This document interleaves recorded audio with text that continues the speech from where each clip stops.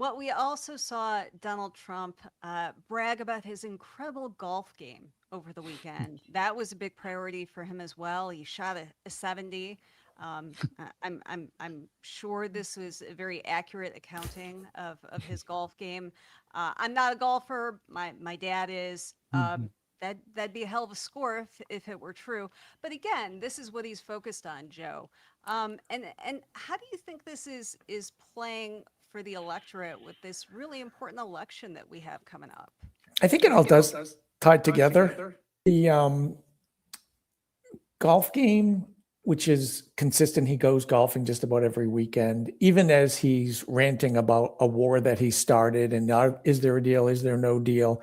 And as prices continue to go up and as nothing seems to be getting better in this country, and it's reflecting in the polls. I mean, his approval is tanking.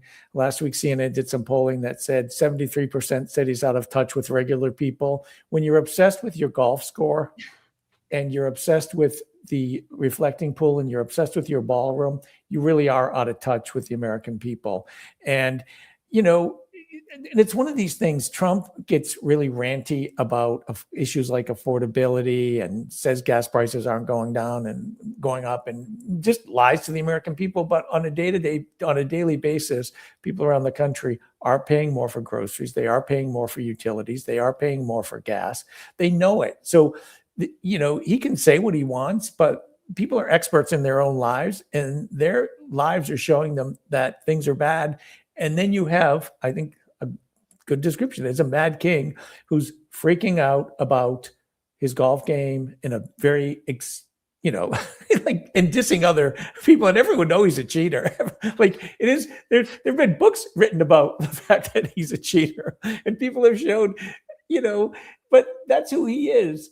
And this is what he cares about. And I think part of the thing is, Susan and Jeff, and I think you understand this, is in the first term, there were people around who tried to keep a lid on him and keep him from being exactly who he is. Right now, there's no lid on the guy. There's no filter. There's nothing. We are seeing the essence of who Donald Trump is. And Donald Trump cares about one person, Donald Trump. Yeah. Well, Jeff, I know very few people have had the displeasure of watching Donald Trump as closely as you have for these last 11 years. I do think there's a difference, and I'm curious what you think, with how he is approaching the presidency this time versus the first time around. I feel like he was much better at tapping into people's fears and trying to get them on his side, like, oh, you're angry about the economy, here, go blame the immigrants, it's all their fault. And he was able to make a coherently evil case for what he wanted. Now it's just all about him and his legacy and his arch and his ballroom. And he says he loves inflation and affordability is a scam. He's like making no effort to appease the public at all or reach them. And I'm wondering what you think is going on. Is part of this his advanced age? Is part of it that he doesn't want us to have free and fair elections and doesn't think he'll have to face them? Well, I think it's all of the above. They're not even making a real, even a thinly veiled attempt at governing. It's Right. all this smash and grab cash dash.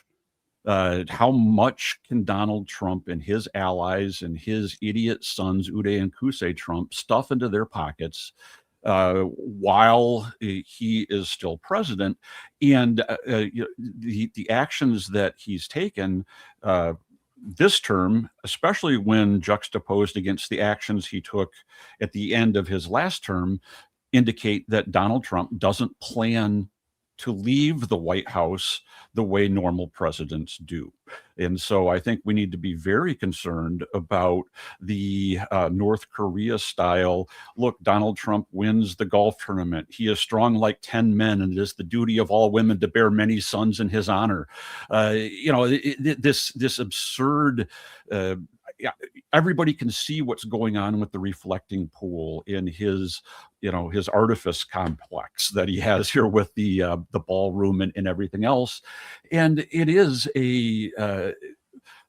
juxtapose that against the Americans who are making hard choices at the grocery store and with healthcare and with filling up their cars and trying to get by and make a better life. And a lot of the people who were drawn to Donald Trump because of his populist economic message are the ones getting kicked in the teeth by his economic policies.